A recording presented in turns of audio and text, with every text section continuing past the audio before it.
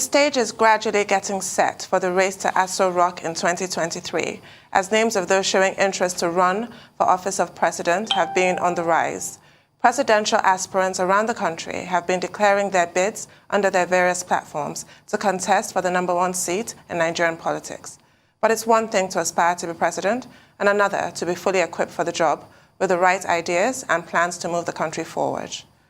Another name who has come forward to declare his interest to compete is Christopher Imumolen, a presidential aspirant on the platform of the Accord Party. Imumolen said his ambition is to move the country forward and believes that with new youthful ideologies, Nigeria will be on the right path to greatness. Joining us this morning on the show as we discuss his plans for the country if he secures his party's presidential ticket is Christopher Imumolen. Welcome to the show. Good morning. Thank you for joining us. Yeah, good morning. Thank you for having me on this show. Well, Professor Imumolen, you want to be president of Nigeria on the platform of the Accord Party. What is the source of your motivation? What do you want to do for Nigeria? And do you think you can get the ticket of the Accord Party? Okay, thank you first and foremost for having me on this program. And we all know that Nigeria has become a country that has attracted so much interest, basically with what has been happening and what is currently happening. If we start mentioning what is happening in the country today, I think the show by itself will not give us enormous time to start doing that. It's high time for various individuals, I believe, who think they have what it takes, haven't achieved personal success privately, those who believe they have the heart to move Nigeria forward. I think this is no time for people to beginning to think that politics is a dirty game. That has been our belief. And that again has drawn away or set away those who truly might have the genuine mind to move this country forward. I believe I have what it takes as a young Nigerian, looking at those who have done very well as leaders, being young Nigerians, those who fought for independence, fought at a very early age, those who, from record, who have done pretty well as those who govern us, did that as a young. So there is a room for youthfulness in productivity when it comes to leadership. And as regarding party ticket, of course, party ticket must go through, obtaining party ticket must go through a democratic process, primaries and the rest of them. The first step I've made by buying and purchasing my nomination form, and the next is to go for the primary. I'm very optimistic that I will get the primary ticket. Right, so you're really stressing youth.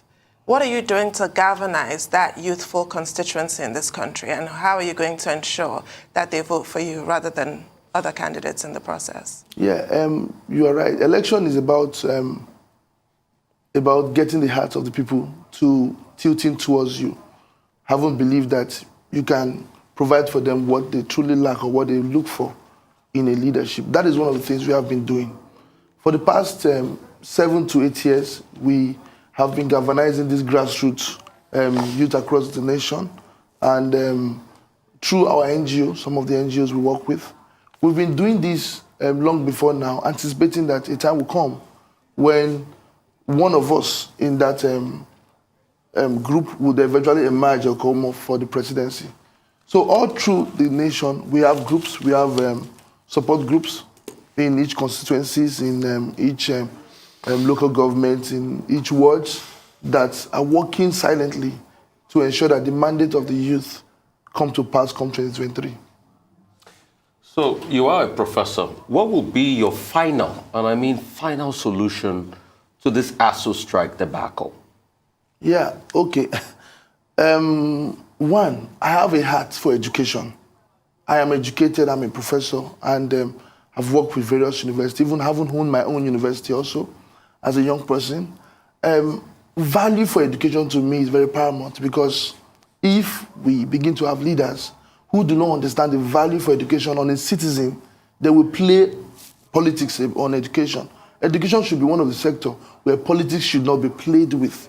You should not play politics around it, sorry. So, one, I have the heart. I understand what education means to national building. If our citizens are not educated, then we'll be providing or producing valueless leaders who would will be waiting to give us, solutions to our country. So we need to put in. So one, I have that. I'm going to put in everything it takes to making sure that we do not have breaks in our educational calendar.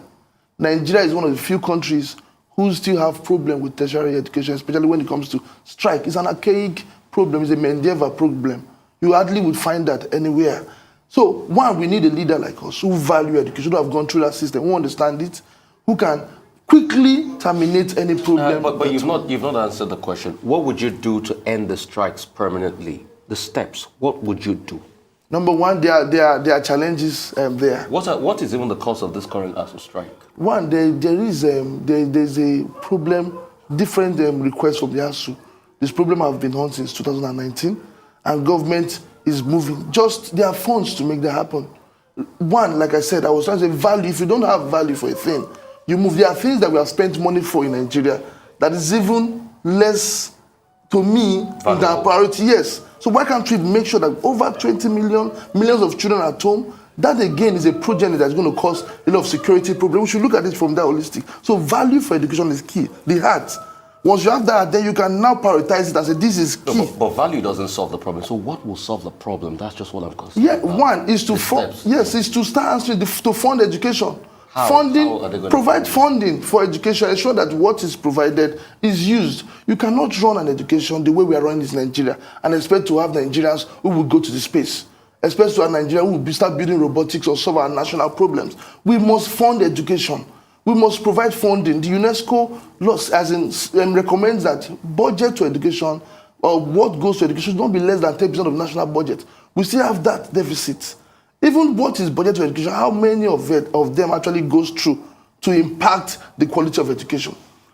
But the dichotomy here is about, payment, IPPS, and so what's the solution? I just want to know the idea to solve this current education debacle. Wait for a professor, because you've not answered it, sir. No. When I say value, one, value will make you shift grant, because you know that when you answer this, it gives more value.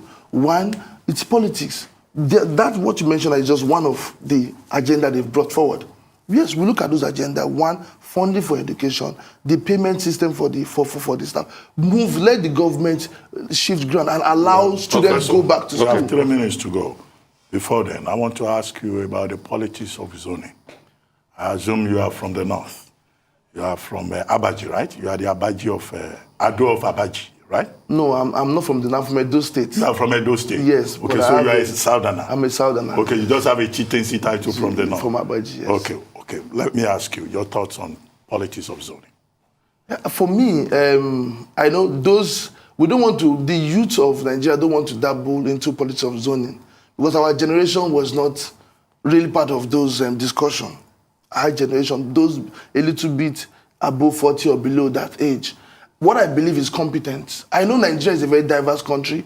We have to look at, we should be fair so that leaders come from this angle so that for fairness and equity. But again, I'm very more concerned about competence of those that handles the affairs of this country. Even if, for example, Nigeria wants to go into zoning, which for me, I'm more concerned about competence of those that lead us. Aside from zoning, that is mine. But if Nigeria, for example, wants to say zoning, then it must be done by ensuring that those who are emerging from this zone are competent, have the wherewithal to run the economy. And how do we do that? It's by checking what they've done in the past, looking at their past records. What have they done? What have they achieved? And that can be used to determine what we'll be expecting from them. Well, Professor Imumolen, we would like to thank you very much for joining us today on The Morning Show. We wish you well with your aspiration.